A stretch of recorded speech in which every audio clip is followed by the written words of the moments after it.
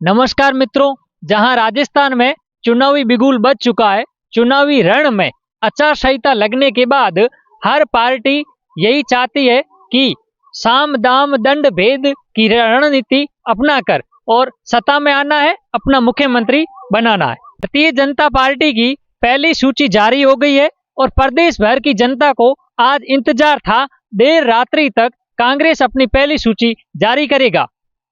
पहली सूची जारी होने को लेकर हर नेता के मन में ये असामंजस्य बना हुआ था कि मुझे टिकट मिलेगी या मेरी टिकट कटेगी।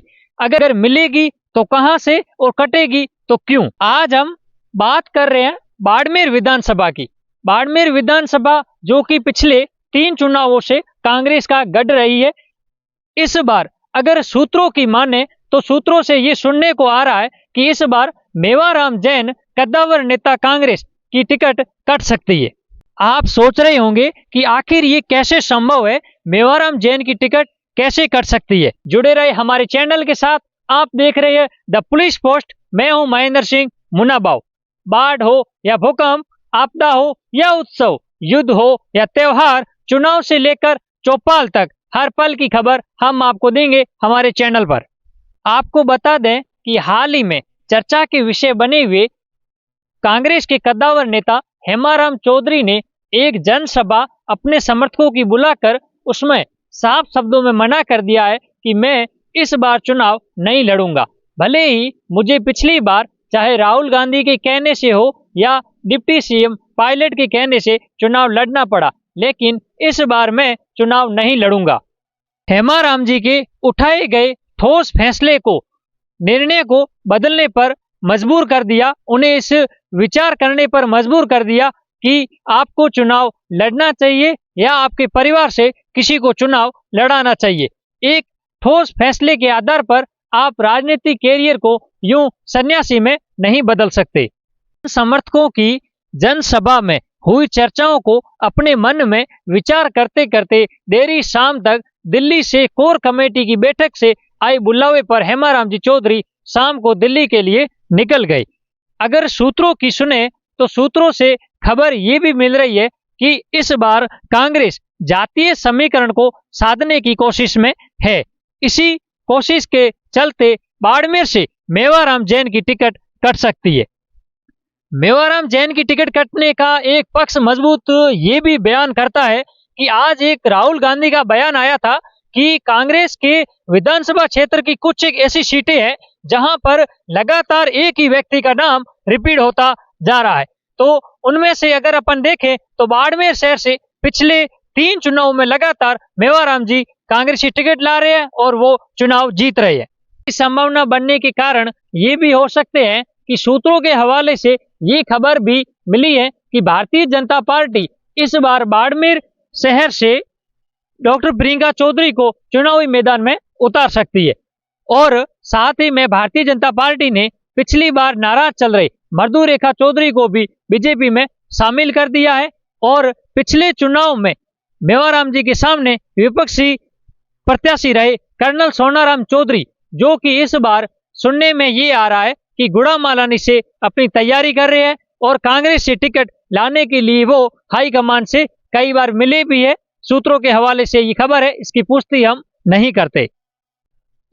सुनने में ये भी आ रहा है कि एक हुई सामाजिक बैठक में विचार इस बात पर भी किया गया कि भारतीय जनता पार्टी लगातार पिछले 2 चुनावों में जाट कैंडिडेट को चुनावी मैदान में उतार रही है और इस बार जाट कैंडिडेट को बाड़मेर विधानसभा से निकालना उनके लिए एक बड़ी चुनौती है।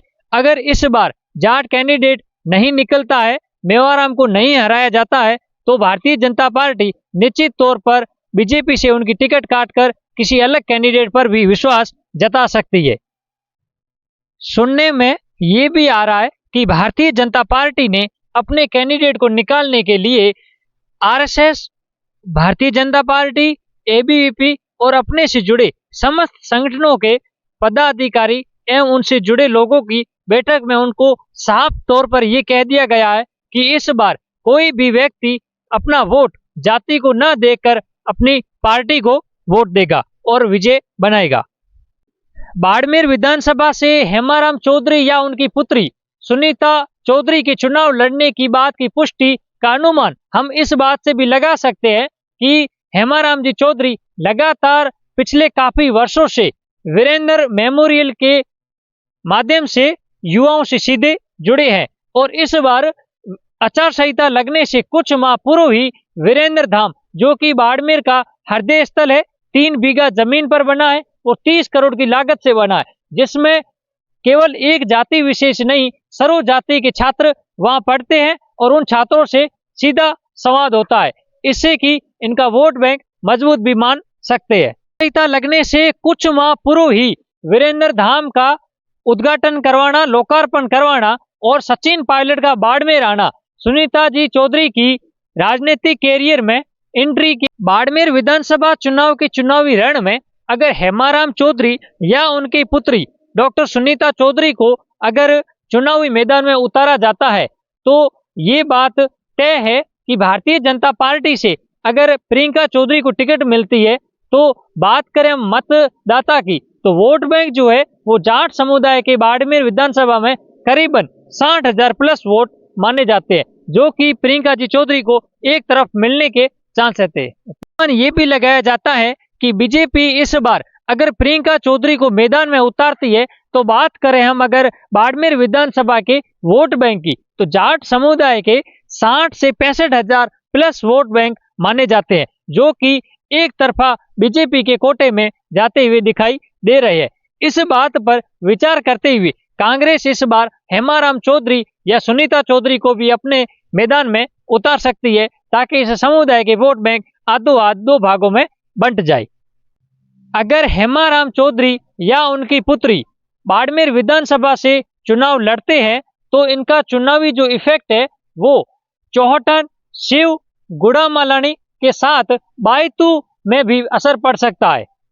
अगर हम बात करें शिव, बायतू, गुड़ामालानी और चौहटन विधानसभा की तो हेमाराम जी चौधरी जो मूल रूप से बायतू से आते हैं और इस बार बायतू में भी कांटे की टक्कर मानी जा रही है, क्योंकि बीजेपी और कांग्रेस के साथ ही पिछली बार की तरह इस बार आरएलपी भी अपना उम्मीदवार उतार रही है। इसलिए इन चारों सीटों पर भी जीतना बड़ा मुश्किल है। अगर हेमाराम बाड़मेर से चुनाव लड़ते हैं तो इनका जातीय जो समीकरण है उसका इफेक्ट इन 5 सीटों पर भी पड़ेगा और वहां से भी कांग्रेस मजबूत तौर पर आगे निकल सकती है।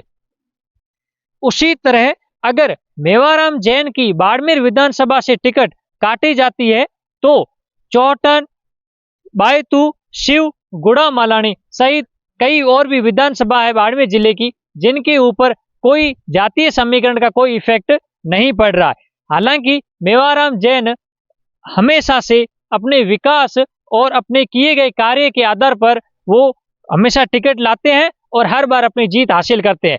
मेवाराम जैन एक जीताऊ कैंडिडेट है। हो सकता है पार्टी अपने ऐसे कद्दावर नेता को बाड़मेर से टिकट न देकर वो मंत्री लेवल पर ले जाए।